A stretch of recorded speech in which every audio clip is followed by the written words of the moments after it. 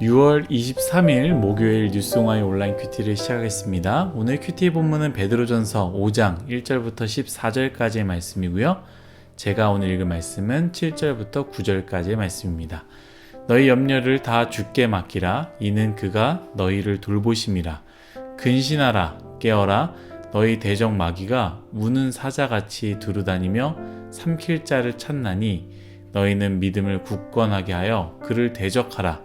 이는 세상에 있는 너희 형제들도 동일한 고난을 당하는 줄 알미라. 아멘. 오늘 여러분들과 함께 염려 다 맡기라 주가 돌보시리, 염려 다 맡기라 주가 돌보시리 라는 제목으로 큐티를 나누도록 하겠습니다. 샬롬, 오늘도 말씀으로 시작하신 여러분 주님의 이름으로 축복합니다. 사도 베드로는 계속해서 고난에 대해서 이야기하고 있습니다. 그리고 오늘 베드로전서 말미에도 동일하게 고난에 대해서 이야기하는데요. 베드로는 사실 고난받는 이들의 마음을 잘 꿰뚫고 그걸로 위로하여 또 격려하여 또 권면을 하는데요. 아마도 동일한 고난을 겪고 있으니 누구보다 그 마음을 잘 알지 않았을까 생각합니다. 우리에게도 이 말씀을 읽으면서 동일한 위로와 격려가 되기를 소망합니다.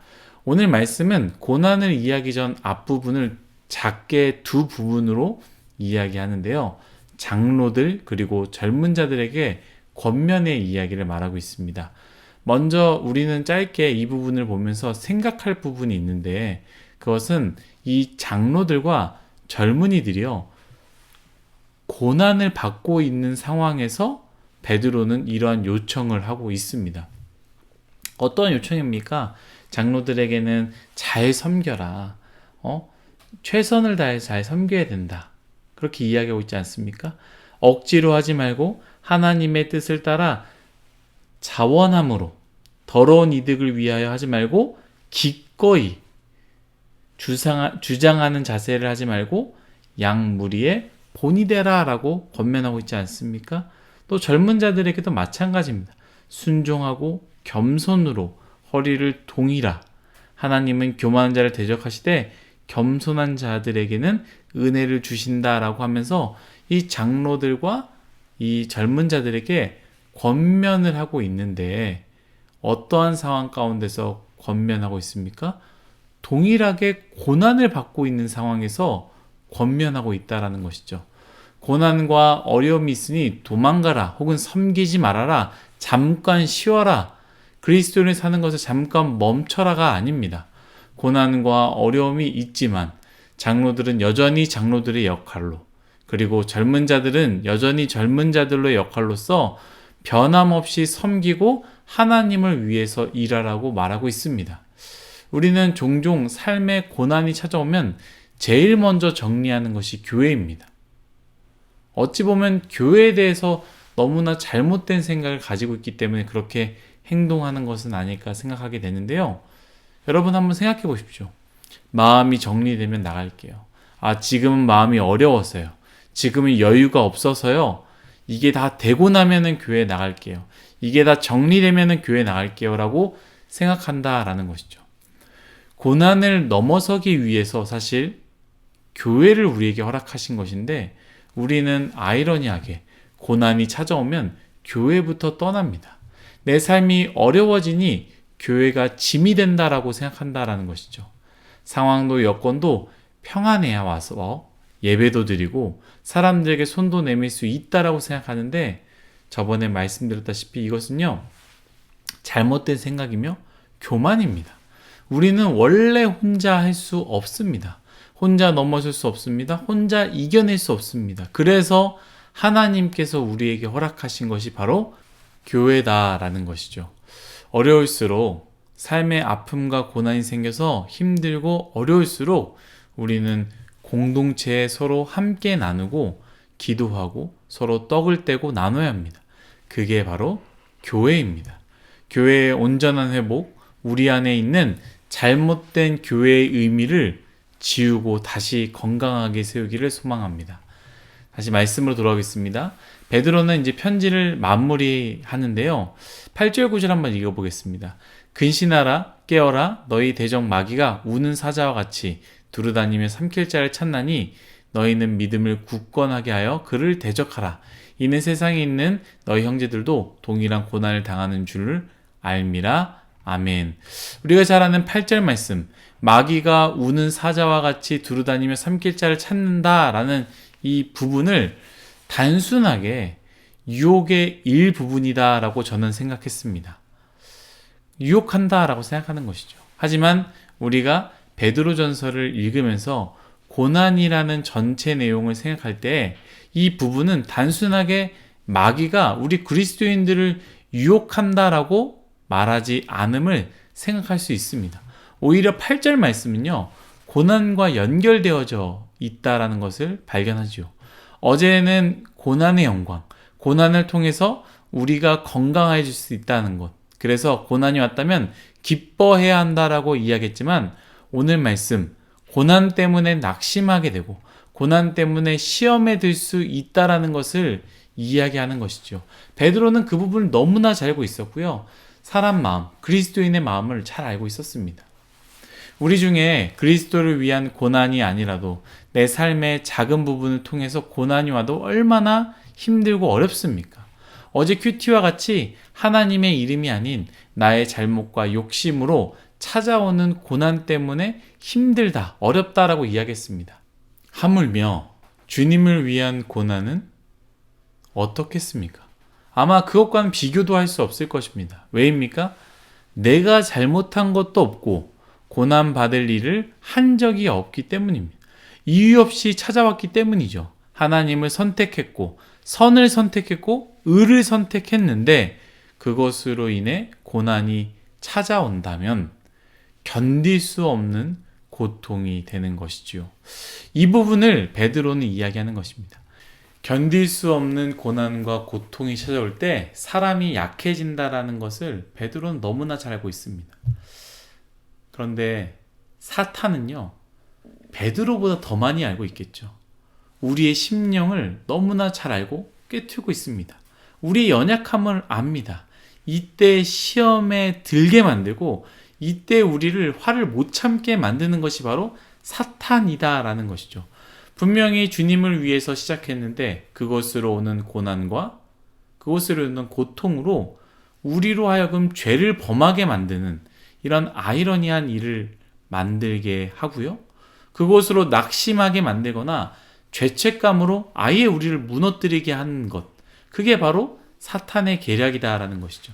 그래서 8절 베드로가 무엇이라 말합니까? 근신하라, 깨어라 라고 말하고 있습니다. 그래서 우리는 근신해야 되고 깨어 있어야 합니다. 매일 큐티하는 이유도 다른 것이 아닙니다. 그것이 바로 우리로 하여금 근신하고 깨어 있게 만들기 때문입니다. 사랑하는 일송아 여러분, 고난과 아픔과 어려움 가운데 있습니까? 하나님께 나아갑시다. 말씀으로 기도로 나아갑시다. 근신하여 깨어 있음으로 하나님께 나아갈 때 그때 하나님께서 우리에게 은혜를 주십니다. 7절 오늘 큐티의 제목이기도 하는데요. 이렇게 말하고 있죠. 너희 염려를 다 주께 맡기라. 이는 그가 너희를 돌보심이라. 아멘. 고난으로 어려움으로 내 안의 아픔과 답답함을 주님께 맡기십시오. 이 말씀이 나의 말씀이다 선포하며 주님께 맡기십시오. 하나님은 오늘 말씀과 같이 반드시 우리를 돌보실 것입니다.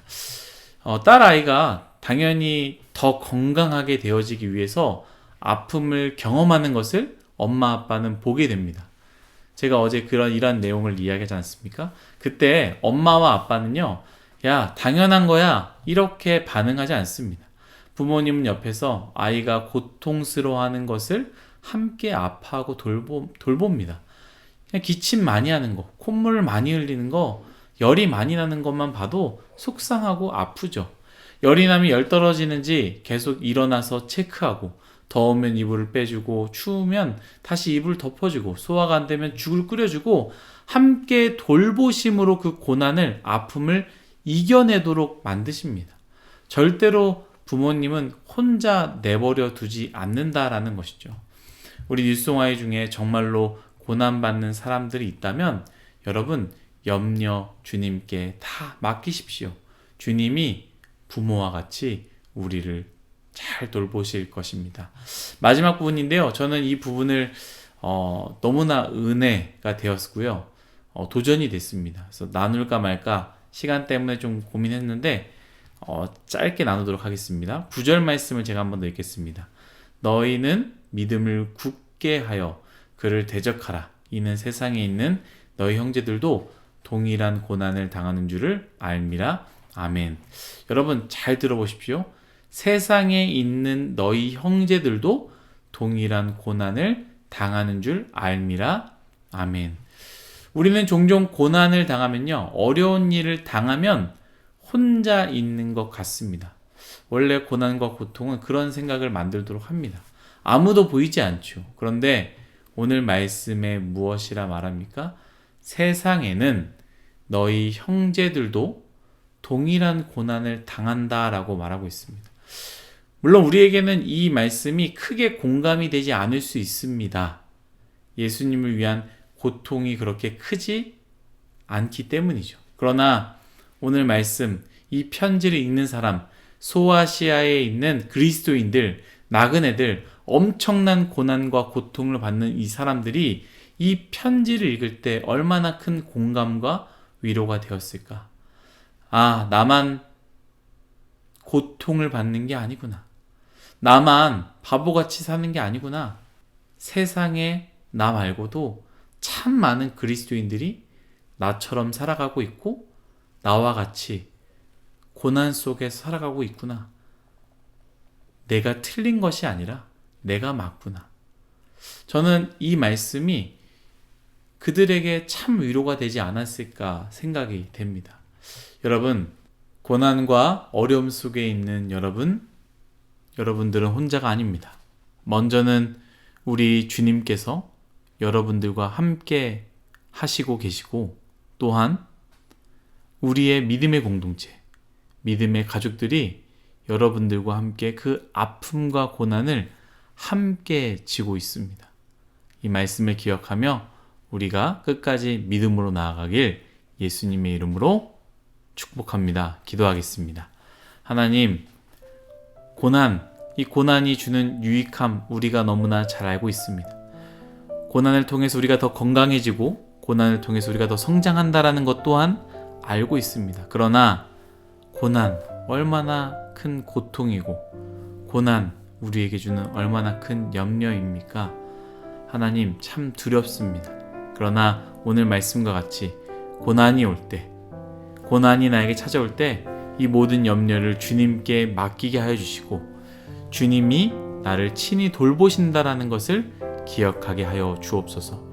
하나님뿐만 아니라 이 고난, 예수님을 믿는 이 길, 어려운 길 나만 걸어가는 것이 아니라 세상에 얼마나 많은 사람들이 걸어가고 있다는 것을 기억하게 하여 주옵소서. 가깝게는 우리 공동체, 뉴송아이 가운데도 함께 어려움을 가지고 있는 사람들이 있다는 것을 기억하며 어려움들을 함께 잘 지고 나갈 수 있는 우리 모두가 되게 하여 주옵소서. 감사하며 예수님의 이름으로 기도드렸습니다. 아멘.